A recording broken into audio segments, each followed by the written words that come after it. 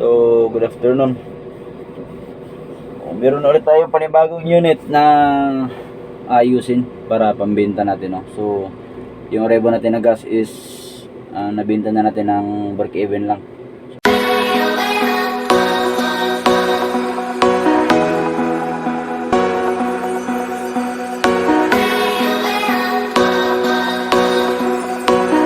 So, good afternoon.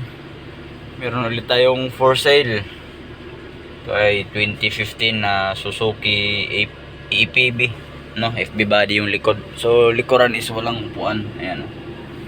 So 2015 model to. Ito yung pinalit natin sa ating Revo. So yung ating Toyota Revo na gasolina is pinorcell ko yun ng break even. Kasi meron akong hinahabol sana na crosswind na LTO, XTO. Kaso hindi natin naabutan. So may nauna nang nakabili bago pa man natin mapuntahan yung unit. So since na nakipag-commit na ako dun sa buyer nung Revo natin, is tinuloy ko na yung deal. Then ito na lang yung kinuha ko.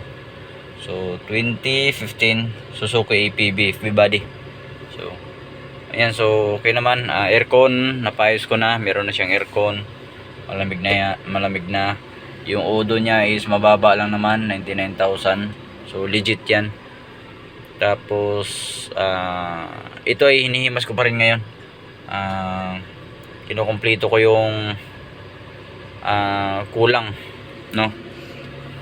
Yan, tulad dito wala siyang mga knob. Ayan, kinukumpleto ko yung mga kulang nito.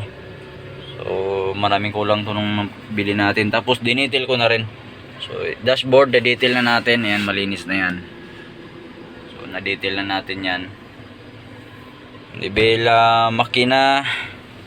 Tapos ito pa yung ating test light kasi meron tayong bagong trouble na na-encounter ngayon. Kahapon nalubat siya. Naka-aircon siya ng maghapon. So ang kagandahan naman is kahit mag-aircon ka na maghapon is hindi siya nag-overheat, no? So ito meron tayong pinapabagong trouble kasi nalubat. Yun nga. Kaya tinister natin. So ito papakita ko sa yung bagong problema naman nito. So ganoon talaga pag bumili tayo ng second hand. Kaya nga hinihimas natin, no? Tawag sa buy and sell is hinihimas or kinokondisyon. Ito positive. Yan. Yung makikita nyo, ang charging nya is 12.4. So talo yung kanyang charging. So 12.4, naka aircon siya, no? So pagka hindi lobat yung battery nyo is hindi siya matatalo kapag araw. So natatalo siya sa gabi. So siyempre sa gabi is gagamit ng ilaw. Kaya pag may load na ng ilaw is mababa na yung kanyang charging. So pakita ko sa inyo yung panloob. Yan, ito loob yan. So na-detail ko na itong carpet. Nalinis na natin. Doon wala pa tayong mating sa kabila. Then makina, siyempre engine wash na natin yan. Malinis na yan. Malinis na. Ayan. Okay. So gulong, ito yung harapan niya. So walang bangga to. Intact pa lahat. Urig-urig yan, intact. So ito yan. Engine niya is G16. No, bali ano to? Gasolina engine, gasoline. Oh, ayan. APB. Tapos likod, ito yung likod niya, wala siyang upuan. So naayos pa natin. Ayan yung kanyang likuran. Kikita nyo naman siguro. Tapos naghahanap ako ng mags para dito, yung mags natin. Yung cover hindi pa natin naikabit, so meron na tayong dyan cover na nahanap. Tapos pintura sa body niya. So dito naman sa kabila, ayan, malinis na yan. So throttle body, bagong linis natin. Makikita nyo meron siyang pandikit. Malinis na yan. Yun lang naman. Pintura. Kinukumpleto ko na. Meron na siyang window riser. Ano pa bang inano natin dito? Ito, hindi pa nalinis. Ang dumi pa.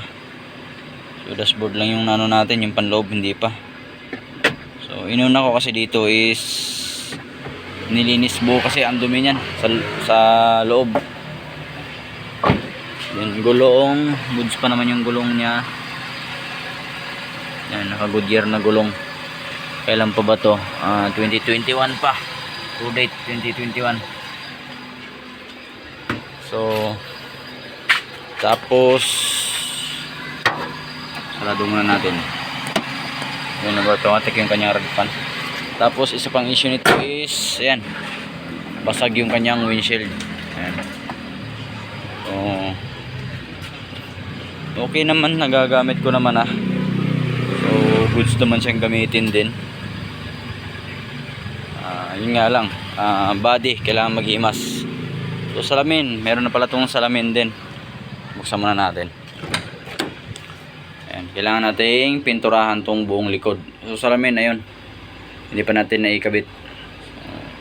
Upholstery dito, baka tatanggalin ko na lang yung ano na yun nilagay nila. So ito, meron pa namang original na plastic na cover. Goods pa yan. Madali na to, pintura lang to. Wala naman siyang body repair na kailangan. Pintura lang. So ito yung ano, walang salamin. Ayan, yun yung salamin na sinasabi ko. Ayan, sa baba. So goods na goods. Suzuki APB. Ayan, so ipopost ko na lang to soon sa ating Facebook page para ma-sell na natin. So ngayon is inayos pa natin to. Ayan, so goods na goods yung under. Tahimik yung makina. Ayan. Ayan, yun lang. Ganoon talaga sa pencil, paunahan lang. So kaya ko naman to dinampot is para hindi natin mabawasan yung ating budget, no? So yung isang multicab natin, ayun patapos na rin yan. Ang kulang na lang dyan is gasolina, tapos papaanda rin na. Problema lang ngayon is wala akong container na pang gasolina. So ayaw tayo bigyan dun sa mag-gasoline station kapag ka hindi pang gasolina yung ating dalang lagayan. So all goods. So ito ay susubukan natin kung gaano ka lakas yung itong kanyang fuel consumption. So yan, malamig naman yung aircon niya. Ilaw nito napagana ko na lahat. Ayan, high beam. Tapos wiper, ayan, palitin yung wiper blade. Busina, signal, meron na. So, no, electrical ito is napagana na, no? Then, kagandahan nito is thermostat niya, nandito pa rin. Hindi pa rin siya naka-bypass. So, yan pa rin yung control niya. Pag pinihit natin kung gusto nating yung mainit, is gumagana pa siya. Then lahat ng ano is gumagana. Yung 1, 2, 3, 4. Yan. 1, 2, 3, 4 off. Number 1 gumagana. 2, 3. So, syempre stereo. Urig niya, wala siyang stereo nakalagay. So ibig sabihin wala din mga speaker to. Ewan ko lang kung merong siyang speaker. So pag mga ganitong style, angat lang to. Yun ayun, meron, may speaker. Balik na natin. Hindi pangitingnan. So may mga speaker siya. So yun lang. Ito lang yung panibagong unit natin at panibagong sakit sa ulo. So cover dito meron na. Yung kabila is hindi ko pa naikabit. Tapos ano na lang to, detail natin rubbing. Ayan. So 2015 Suzuki APB. So aircon niya is single lang. Yan na, bagong hihimasin natin. So ito naman yung engine nya. So yung battery natin is hindi pa nakilagay dito kasi yung kinukuha na natin ng battery is naubusan sila ng 1SN. So 1SN kasi yung original na battery nito. Yan na, dito sa lagayan. So kaya temporary dito muna. So nagantay pa ako hanggang Tuesday daw yung sabi. So ito naman yung kanyang ayun yung ating makina. Umaandar yan. Tahimik yung kanyang andar. Naka-aircon yan. Tapos kanyang makina. Ayan.